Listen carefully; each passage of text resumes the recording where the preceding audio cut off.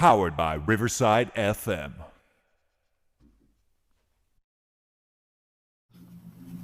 Powered by Riverside FM.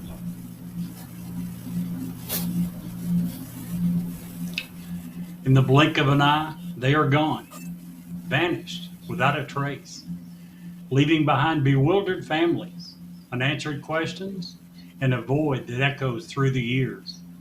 3 lives, 3 baffling disappearances, each a chilling testament to the fragility of presence and the enduring power of the unknown. Tonight on Newsworthy, 2 words and 2 question marks.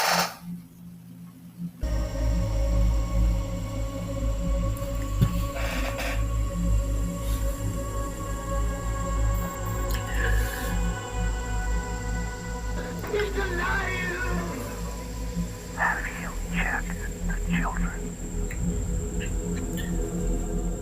Get out!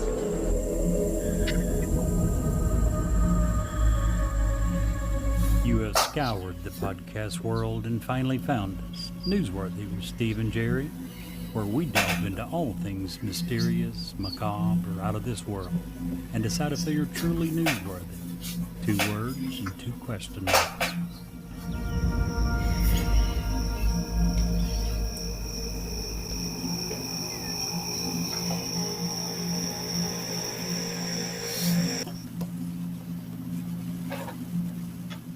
Hi, this is Ed Locke with USA Mortgage. When it comes to buying a home, the process can be overwhelming and confusing. With so many options, it can be hard to know where to start. That's why it's important to work with a certified mortgage loan originator. I have the knowledge and expertise to guide you through the process and find the best mortgage option for you. I will work with you every step of the way to ensure that you are getting the best deal possible. So if you're looking to purchase or refinance, please reach out to me at 502-680-0953. So don't take on the stress of buying a home alone. Work with me and I will make your dream a reality. Trust the professionals and make your home buying experience a positive one. MLS ID 448908, DAS Acquisition Company, LLC, doing business as USA Mortgage, MLS ID 227262. This is not a commitment to lend. Additional terms and conditions apply. USA Mortgage is equal housing opportunity.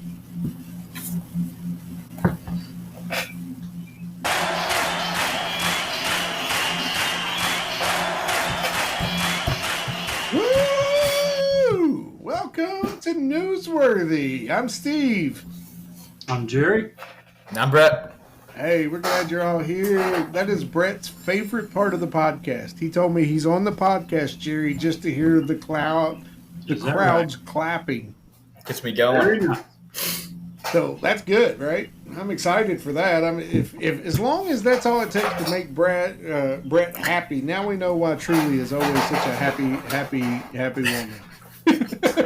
She just goes around the house clapping, and he's I just need some some crowds. Last week, Brett, you were out hunting dingoes in the Sahara. How did that go? It's hot.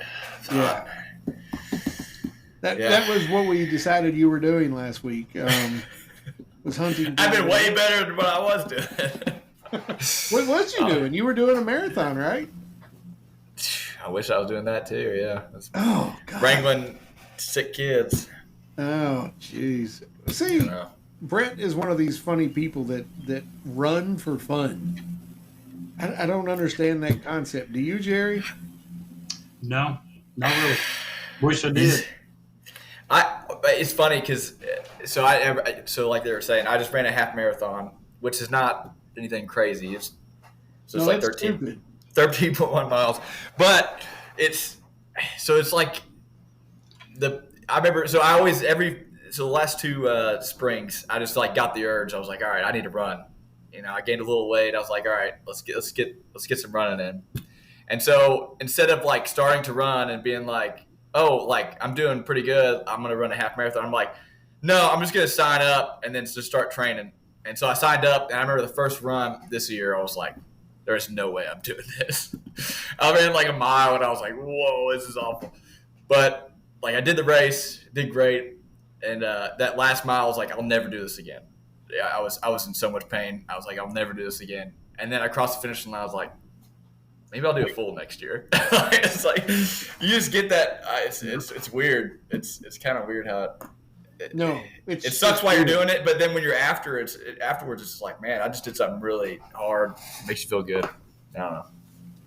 You know, if you put together a puzzle, that's the same thing. If you mow your yard, you get the same response. And I have never in my life seen someone running with a smile. Never, not one time. And until I do, I'm not even interested. I saw a lot of people smile. What? A lot of people. I smiled a couple times. You're lying. I saw you, Steve, running with a smile. Oh, really? Remember that one time we were at Cowboys at closing time and you were chasing the girls? No, I was running to get out of Cowboys. Are you kidding me? That's the only reason I was smiling. Let's get out of there. I got you. Oh, my. There's some funny stories about Cowboys. Woo! I don't even talk about those. Is that this is different than the bar in Lexington, right? No. It is. No, that's the one. Yeah. Okay. The strip club in Lexington. Whew. It is the bottom rung of the barrel, but it used to be. Now I hear it's actually very good. So I for what a strip club is, I don't know. I don't enjoy that in my life anymore. I've never enjoyed that, but it's always been weird. When I would do manager meetings out in Abilene, Kansas, we would go over to Junction City. There was this little place called Uncle Tom's Cabin. Junction City is a military town. It's where they house. It's the home of the M1 Abrams. So obviously a bunch of strip clubs, but a bunch of old managers get together that never met each other before, and it's a bunch of dudes. Guess what they want to do? They go to strip clubs. So we'd go there a few nights a week, and we won't talk about some of the things that I endured at the cost of those other fellas. It was crazy. Let's just say, I don't know how we got on this topic. There is a thing called a sacrifice dance, and it is wow. Wow. To change the subject, did you guys know that Taylor Swift was named after Albert Einstein? Really? With a name like that? 110 years after. Oh. I like it. That was good. I like that. Well, to continue our Cowboys theme, Oh, no. you guys hear about the lizard that couldn't get a girlfriend? What? No. Turns out he had erectile dysfunction. Oh, gosh. Just saying. Poor Geico guy. Poor Geico. Now we know why he's always so sad, so despondent. Erectile dysfunction. Yep. Jerry, you had a week. What did you say? Did you and your guys out in Abilene ever encounter some of those, Steve? No, never. Not once, unfortunately. I thought maybe that was some of the sad things you had to endure. Yeah. By the way, I bet you guys didn't realize it, but I recently bought my own private jet. Really? Ooh, nice. I sure did. I'm excited. Now, Robin unfortunately gets the rest of the jacuzzi, but I got my one jet. Very nice. I'll let that soak in for you for a little while. Yeah. Let the laughs bubble up. No? I agree. Probably the best one you've had for a while. Oh, listen at you. Yep, I'm impressed. So how was y'all's week? It's pretty good. Yeah, I am healing every day. I think I figured it out. I got 6 weeks left in this stupid sling before I can take it off. So that'll be nice. But I have figured out how to sleep on my side, which is a boon for me. I'm a side sleeper. I don't sleep well on my back. I don't sleep on my stomach. And so I do get to sleep on one side, and that really helps me at night. So that's my week. Real estate's picking up. Great deals. know anybody that's buying or selling, I would be honored to help them. If they're in Kentucky, and if they're not in Kentucky, I'll get you somebody you can trust wherever, whatever state you're in. Be happy to do that. So give us a call. Oh man, we've got an interesting topic tonight, right? I think Super so. cool. I'm pretty stoked by it. We're going to be talking about odd disappearances. Like in this. First of all, let me just say, Jerry, tonight's teaser was really good. I appreciate that, and I appreciate. I just want to say I appreciate the work you put into those every single week. That's a lot. So. And the fact you didn't use the word enigmatic That's where I figured made you were me headed even with happier. So I was very excited. I was looking for it. But anywho, Brett, you want to start us off? Who are we talking about? And what we did in this episode is we're all going to take one disappearance and we're going to talk about it beginning to end. So, Did you guys ever watch the show Snapped? No. Super weird show. But I remember when I was a kid, my babysitter would watch that show. And it was kind of like murders and like kidnappings, disappearances. Like it was like a documentary type thing. And it like scarred me. And when I was reading this, when I was reading up on this disappearance, it literally reminded me of that. It was like, I like heard the music as I was reading the story. It was like, brr. Anyways. So I'm going to talk about a kid named Brandon Swanson, who, so he was born in January of 1989. He strangely disappeared on May 14th of 2008. So around midnight, Swanson drove his car into a ditch on his way home from celebrating the end of a spring semester with fellow students from Minnesota West Community. He called his parents, informing them of the accident, just as any kid would. He was 21 at the time, so he stated that he was uninjured. He was able to get out of the car, but he was not really sure where he was. He told them he believed he was near a town called Lind, and they actually drove out to try and pick him up. So he was on the phone with them. They were unable to locate him or his vehicle. And after 47 minutes of being on the phone with him, he just yelled out, "Oh shit," and then went completely silent on the phone.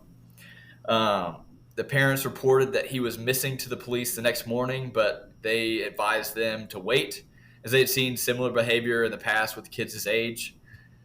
After checking his cell phone record, it actually showed that he had been near a town called Porter, which was 25 miles in the opposite direction from where Swanson had claimed to be. Using this information, they actually did discover his car, and it was near a town called Taunton. So some theories are that he may have accidentally fallen into the Yellow Medicine River, which was near where his car was found, and then they suspect that he drowned. Although they have done extensive searches and have not found a body yet. They've also done land searches with dogs and have continued those searches in the area for several years and still have not found him or his body. Really? His parents actually successfully lobbied the state legislature to pass Brandon's law, which requires that police begin investigations of missing adults promptly. I guess they kind of were under the impression that if they would have just went ahead and tried to look for him, that they might have at least got more evidence of what happened to him. He has not been seen or heard from since that day. So the last things that his parents ever heard from him was "oh shit," which is this story just because you got to think like I would have thought that they could at least like see some tracks like from his car, like see him pacing or see if he went into the forest or something like that. Or even if something happened to him, you would have seen some sort of evidence of that, but they couldn't find anything. And to me that this story just blew my mind. And especially just putting myself in the parents' shoes of like I was actually talking to my kid, and then like just not knowing what happened at the. It's just insane. That'd be tough. It kind of reminds me of that story of the girl who was at that hotel in California and at Los Angeles, where she was like perfectly fine, and then all of a sudden they found her in a water tower. This kind of reminds me of that a little bit, but still don't. Yeah, it's weird. On her own. Oh yeah, no. But it's Not weird. even a little bit. Weird stuff. Yeah. Not even a little bit. Because you got to think, like, yeah, I was like, oh, maybe it could have been a cryptid, could have been. I mean, it could have been a serial killer. Who knows? Like, it's just weird. Weird that happened. Very weird. And yeah, you're right. You got to feel so sorry for the parents. It would be terrible to lose a child no matter what. But in that situation, talking to them, hearing in all likelihood their last words, not being able to help, that would be horrible. It would be very, very. I would almost rather never hear from them as to hear "oh shit" as their last words, because that just freaks you out even more, I think. When if you found the body, it's like you get closure. You know, Right. you just don't know, and you always. I feel like if I was a parent and that happened, like I would always have that hope that hey, maybe something just happened to him. He's still alive somewhere. Well, But just imagine if one day, and I know this is a different topic for a different day, but just imagine 20 years go by and all of a sudden they show up on your doorstep. Just imagine, was it Cleveland where the guy had all the women chained in his basement for 15, 20 years? Yeah, And he got caught? And those people's families had already had like funerals for them and stuff. And then there they are. dude, It's insane. we need jail is not good enough. Like Some people. it's oh my gosh, dude, yeah, that's awful. I heard a can't- story, and not to get in, I'm not going to get into it here, but remind me when we get off the air about, I had that exact same thought about a young lady who did some seriously nasty stuff to her child, and I was like, they don't make punishment in today's world that is befitting this crime.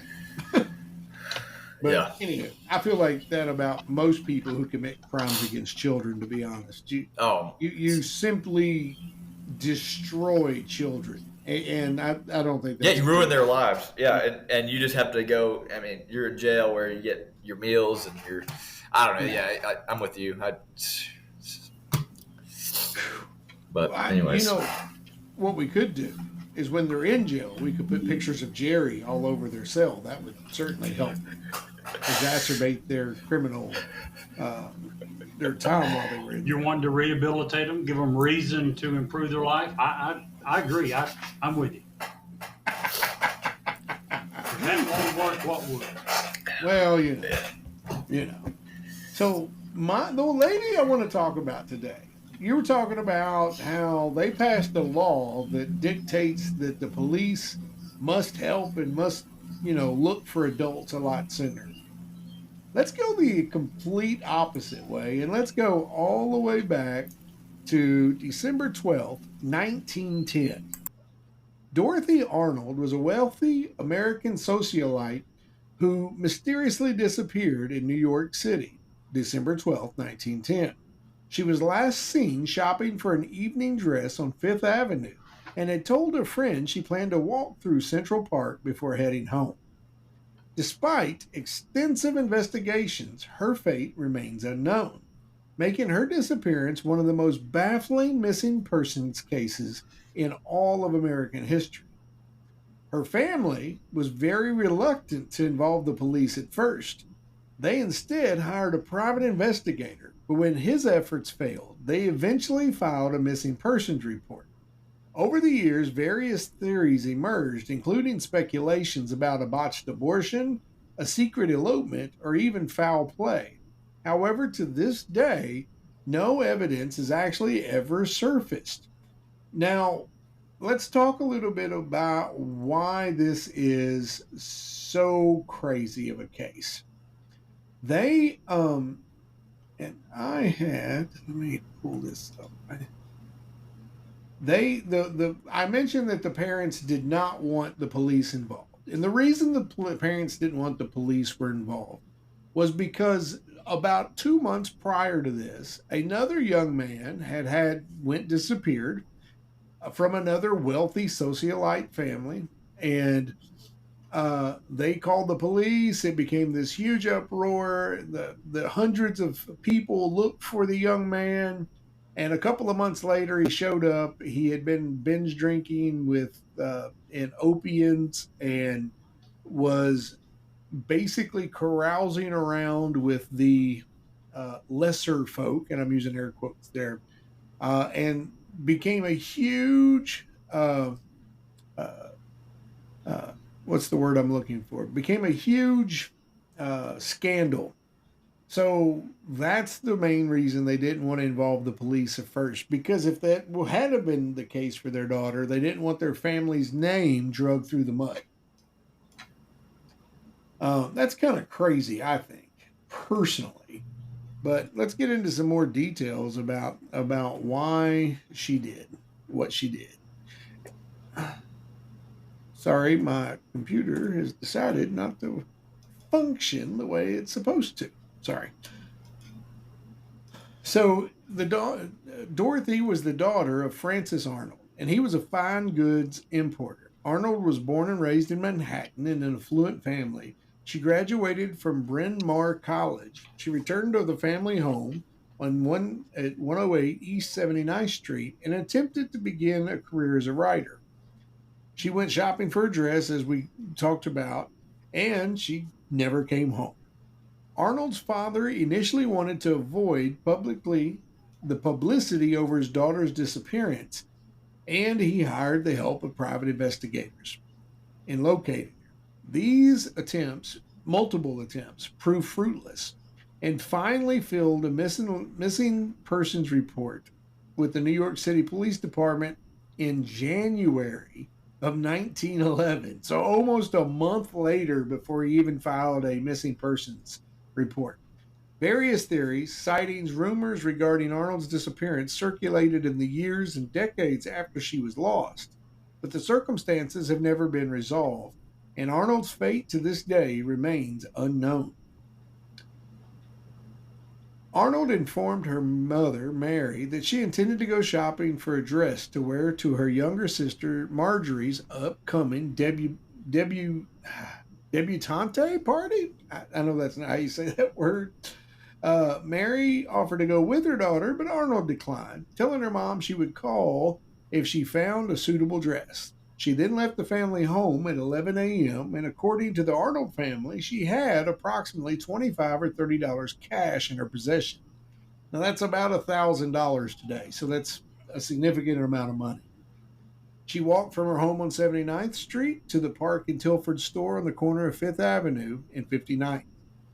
Arnold charged half a pound a box of chocolates to her account at approximately 12 p.m., placed it in her her purse, then walked 22 blocks south to Brentano's bookstore on the corner of 27th and 5th Ave.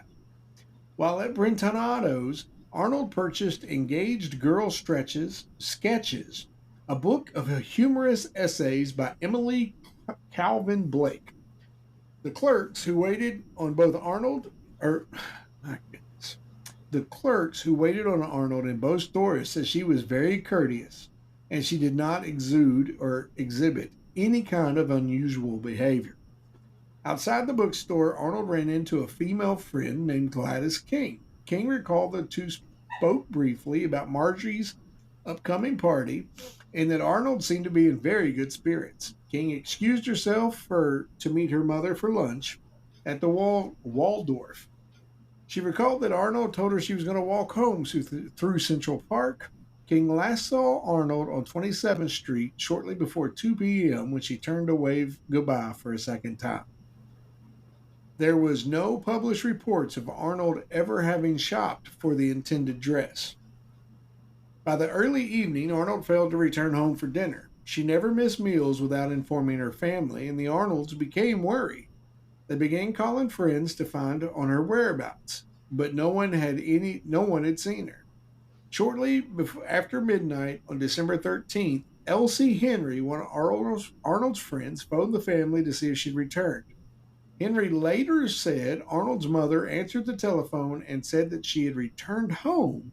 But when Henry asked to speak to her, her mother hesitated and told Henry that Arnold had gone to bed with a headache. Fearing their daughter's disappearance would draw unwanted press and could become socially embarrassing, the Arnold family didn't report her disappearance for weeks. It is speculated the family was influenced by the 1909 disappearance of Adele Boaz, a 13-year-old girl who was missing from Central Park and later found to ran away to Boston. Adele later returned home. The Boaz family, also prominent Upper East Siders, were scandalized and shamed in the newspapers after the incident. Isn't that crazy how people will allow scandal and embarrassment to prevent you from doing the right thing? I believe it. It's crazy to me. There's some crazy people out there. And there's a lot more to go on this particular story. However, it doesn't change the narrative. Basically, she's never been seen from, heard from, or anything ever again. You got to think that those parents are living with regret. At least I would hope so. Oh my gosh. Yeah. You know? You would think. But you would also think that as soon as you didn't come home from dinner, they're calling the police. Me personally, that's Right. how I kind of feel about it. But Jerry, who do you got tonight, dude? Yeah. Before we go on, I was thinking about what you just said. I can't imagine the pressure that someone must feel. Hopefully, that was the issue. That due to their position, their celebrity status, whatever, they thought that they needed to keep their daughter's disappearance quiet. I can't imagine. First of all, I feel very sorry for anyone who's like that. I feel sorry for their life choices. No matter how affluent you are, no matter how wealthy you are, I feel sorry that your priorities are so screwed up that you're going to put your social status ahead of the well-being of your own family. That is truly sorry, very regrettable. Anyway, tonight I'm going to be talking about a young man by the name of Michael Rockefeller. Obviously, with the last name, he is associated with that Rockefeller family. A member of the famous and immensely wealthy Rockefeller family. He was a son of New York governor and later U.S. Vice President Nelson Rockefeller. He was a great-grandson of the founder of Standard Oil, John Rockefeller. And while he was attending Harvard, Michael had met a filmmaker named Robert Gardner, who had started work on a new film called Dead Birds. And Michael joined on the crew as a sound engineer. And Dead Birds was a documentary about a barely contacted Stone Age culture group of people called the Dani people of New Guinea, just north of Australia. And these people were engaged in almost constant ritual warfare. Now, in 1961, Michael was 7 months into the adventure of a lifetime. He was on an expedition for Harvard's Peabody Museum of Archaeology and Ethnology to study the Dani tribe. And the film Dead Birds was also being filmed during this expedition. And after the expedition ended, Rockefeller returned to New Guinea, and he was studying the Asmat people to hopefully collect their distinctive woodwork art. And he had already bought, or he had bought a homemade 40-foot catamaran, and he'd filled it full of goods that he thought he could trade. He had axes, fishing hooks and line, he had tobacco, and he, along with Dutch anthropologist Rene Wassings, and they were also accompanied by two young teenagers from the area. They had already visited over 13 villages over 3 weeks. On November 17th of 1961, Rockefeller and Wassings were in the catamaran. They were 5 to 10 miles from the shore when the boat was hit by a wave and overturned. The two local guides swam for help, and they left Michael and Renee hanging onto the wreckage. Several hours later, Michael told Renee that he thought he could make it to shore, and he made a float out of some of the gas tanks and jerry cans in the boat, and he set off for shore. Now, Renee stayed there. He didn't think he was a good enough swimmer. He stayed with the wreckage. Renee was rescued the following day. Michael Rockefeller was never saw again. Now, the search was lengthy and expensive, as you can imagine, when you're the son of the world's wealthiest family. And if they went missing, they did everything in their power to try to find them. The Dutch, Australia, sent out helicopters, naval boats to search. The local Asmont villagers were combing the small rivers in their canoes for some sign of Michael, all to no avail. Now, the official conclusion of the Dutch authorities was that he had simply drowned due to exhaustion, currents, possibly an attack by sharks or crocodiles. Makes sense, right? You're 5 to 10 miles offshore. You decide to swim for the shore. If you turn up missing, most people would think, well, gave it his best shot, didn't make it. But that didn't stop the speculation. Some of the stories that were going around: he'd been kidnapped and kept prisoner. He'd gone native and was hiding out in the jungle. He'd been consumed by sharks. He'd made it to shore only to be killed and eaten by some of the local Asmont headhunters. The story has grown, became almost mythical. There's been an off-Broadway play about it, a novel, a rock song, even a television show in the 1980s hosted by one of Steve's favorite guys, Leonard Nimoy, in search of Michael Rockefeller. But it wasn't just speculation. Headhunting and cannibalism actually were still going on in parts of Asmont in 1961. And in addition, 2 Dutch missionaries in the area who were fluent in local languages and who'd been living in the area for years accumulated a large amount of testimony from witnesses. And the account, repeated by a number of villagers, was that Rockefeller was pulled out of the water wearing only his underwear, and despite a dispute of what to do with him, he was eventually killed and eaten. In December 1961, 4 locals told Minister Hubertus von Puig that Rockefeller's remains and personal effects, including his head, long bones, ribs, shorts, and glasses, had been divided among 15 locals who had participated in the killing and cannibalism of the body. A virtually identical story was told to another missionary, Cornelius van Kessel. Both ministers expressed a very high degree of certainty that Rockefeller had been killed by local warriors. Now, the motive for killing him was revenge. In January of 1958, some Dutch colonial soldiers had visited some local villages. They had ended up opening fire and killed 5 local villagers. And many believe that this was simply revenge for that.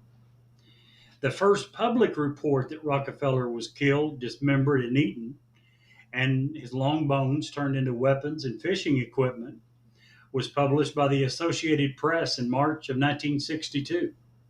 There was another investigation later that year by a patrolman named Will van der Waal that was done on behalf of the Dutch colonial government, which came to the exact same conclusion. In 1969, journalist Milt Macklin traveled to the island to investigate the disappearance. He dismissed reports that were circulating by some people that he was living as a captive, but he did conclude that circumstantial evidence supported the idea that he had been killed. Neither cannibalism nor headhunting in Asmont were indiscriminate, but they were more of an eye for an eye, revenge type thing. So it's very possible, and a lot of people believe, that he was simply found himself the victim of such a cycle. Under the Asmont belief system, the families of those killed would have had a sacred obligation to avenge the deaths. And that's what most people believe happened. Now, in 2014, 11 years ago, Mary Rockefeller Morgan wrote of her twin brother's disappearance. And she said this: Rumors and stories of Michael's having made it to shore, of his having been found, captured, and killed by head-hunting Asmont villagers have persisted for more than 40 years. Even today, those conjectures fuel the imagination and help to line the pockets of storytellers, playwrights, filmmakers, and the high adventure tourist trade. None of them have been substantiated by any concrete evidence. Since 1954, the Dutch government had enforced a ban forbidding tribal warfare and the resulting headhunting that would avenge the death of an important tribal figure. In 1961, we, the family, were told that tribal warfare and headhunting had not been eradicated, but were very rare. All the evidence, based on the strong offshore currents, the high seasonal tides, and the turbulent waters, as well as the calculations that Michael was approximately 10 miles from shore, supports the prevailing theory that he drowned before he was able to reach land. That was the end of her quote. I'm sure that's what the family wants to believe. You know, it's horrible of a death as drowning is. It's much better than the alternative. It's much better than what the missionary and the minister found evidence of. So yeah, at this point, it's over 60 years past. So we're likely never going to know for sure.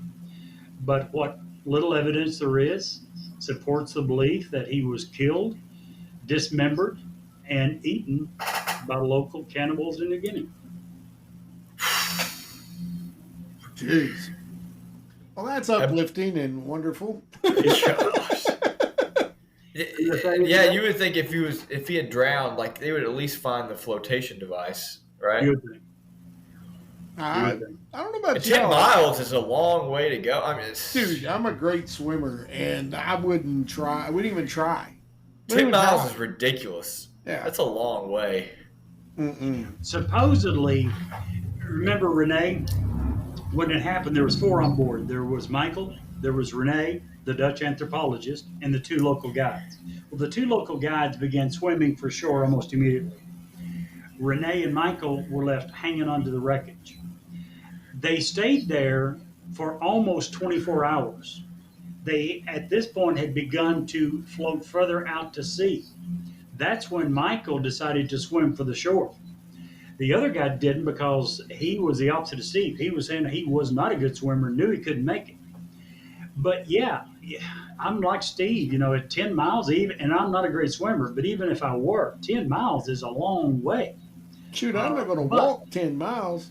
You had already stayed out here for an entire day, and you're seeing that you're floating further out to sea. You can imagine where someone would begin to panic and thinking, I've got to do something. Yeah, so, I get it, I guess. But yeah, still a bad decision. He didn't make it, and Renee did. So that's crazy. Well, I personally, for one, am going to give mine a thumbs down. And only because it happened over 100 years ago. Nothing has changed from it, except I hope that we are able to learn that social elevation is not worth losing a family member for. So I will start thumbs down on mine. I mean, I'd give it a thumbs up for that because I feel like a lot of people would do that exact same thing now. Today, really? You think that would be? I mean, we can talk about it off air about like other things that people would do to keep their reputation, and I would 100% believe it. But I agree. Steve, does that story not remind you of the John Benet Ramsey story?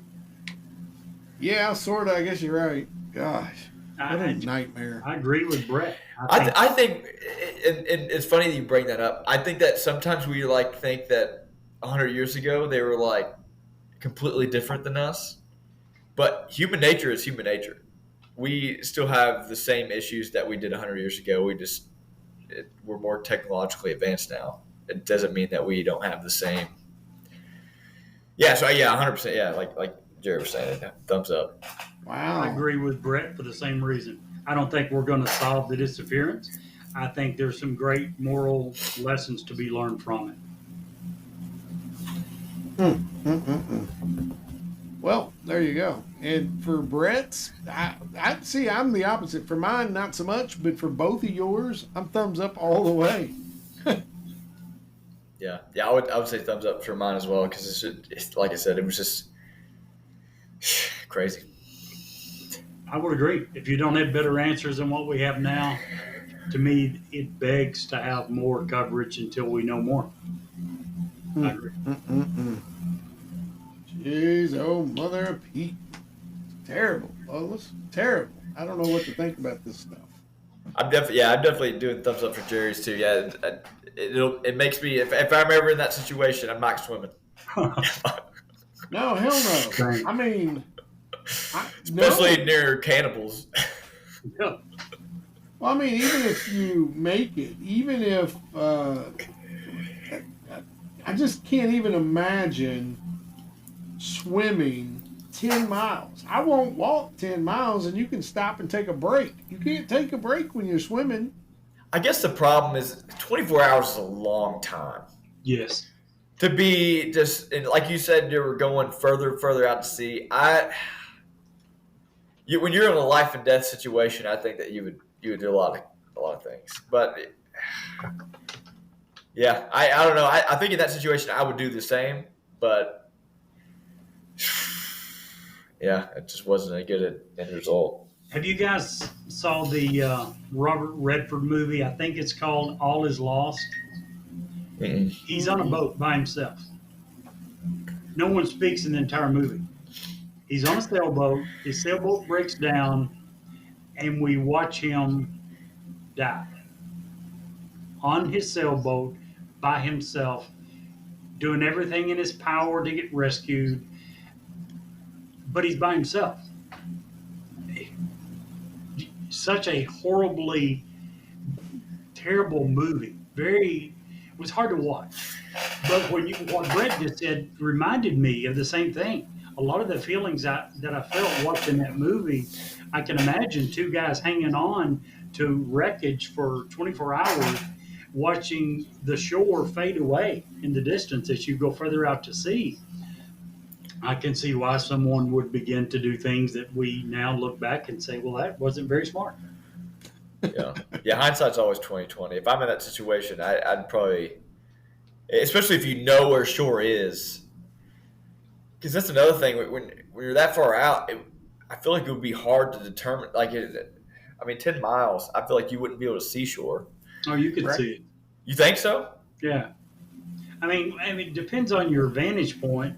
And as long as you're not so far out that the waves, the curvature of the earth wouldn't hide it, think about, if you're on a mountain, your line of sight will be 50, 60 miles. Jerry, you said curvature of the earth. We all know the earth is flat. No, of course not. We've already determined that. So I've been deep sea fishing. I don't know how far we go out. That's the problem. But you do go out far enough to where you can't see shore. Yeah. So I was thinking it in that terms. I just don't know how far that is. But if you could see shore, I would definitely be trying to swim. I think I would in that situation. But yeah, apparently that's the wrong choice. So no, I just Googled it. Apparently, the distance you can see the shore is generally about 3 miles for an average person of the height of 6 feet. Yeah, see, that's at that point. That's if I can't see shore, you don't know. Well, I guess you could look at the sun and see kind of where you're at. It would be different if there was a mountain or something rising up in the background. Maybe. But apparently, if it's all just pretty level, 3 miles is it. Yeah, I would probably swim 3 miles. I could probably do that. I wouldn't go any longer than that. 3 miles is still a lot. I mean, it's a lot. I got the same answer for your 3 miles as I do for Brett's 13-mile marathon. Hell no. Hell no. The boat. Well, look at you, Jerry. Just an old ninny going to sit out on the boat by yourself. Yep. And get rescued. I'll be floating there with Renee. That's right. Looking like a raisin. Jeez. That was an interesting episode. But our journey isn't over yet. If you stay tuned, we have an exciting bonus story coming up after this commercial break. Hi, this is Ed Locke with USA Mortgage. When it comes to buying a home, the process can be overwhelming and confusing. With so many options, it can be hard to know where to start. That's why it's important to work with a certified mortgage loan originator. I have the knowledge and expertise to guide you through the process and find the best mortgage option for you. I will work with you every step of the way to ensure that you are getting the best deal possible. So if you're looking to purchase or refinance, please reach out to me at 502-680-0953.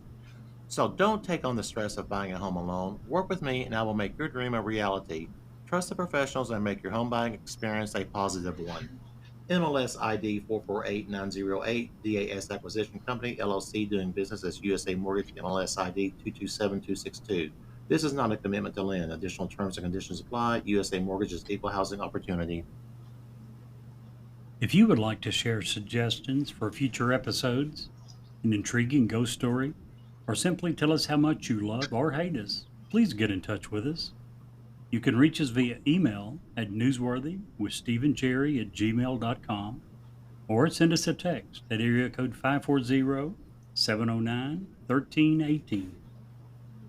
And now, back to the story. A 2 million-year-old mystery unearthed in Idaho. In 1889, a tiny clay figure shaped like a clothed woman emerged from a drilling site near Nampa at an unbelievable depth of 295 feet. This artifact, now known as the Nampa figurine, was found in geological layers estimated to be 2 million years old. Yet it certainly ignited a debate that still burns fiercely today. If this is genuine, it throws everything we thought we knew about human history into question. Could it mean that modern humans, or perhaps an unknown advanced civilization, existed in North America millions of years before science tells us that they should have? Scholars who have examined this enigmatic figurine described it as a work of skilled hand, complete with intricate geometric patterns that resemble jewelry or clothing. Yet, its very existence clashes with the accepted timeline of human evolution, as no known hominid from that distant era possessed the capability, the skills, or the intellect to create such an object. Skeptics argue that the natural processes might have accidentally moved the figurine to such a deep layer, or, more controversially, that it was simply a hoax, perhaps a misplaced toy from more recent times.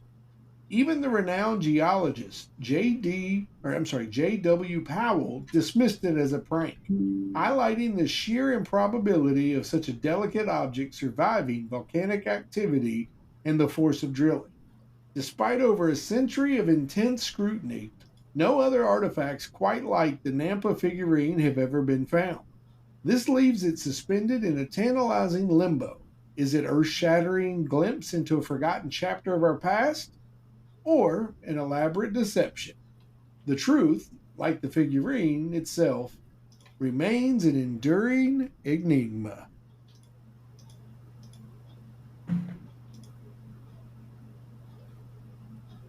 Today's episode brought to you by our great sponsors, Ed Locke at USA Mortgage and Smoking Gun Jerky of Lincoln, Nebraska.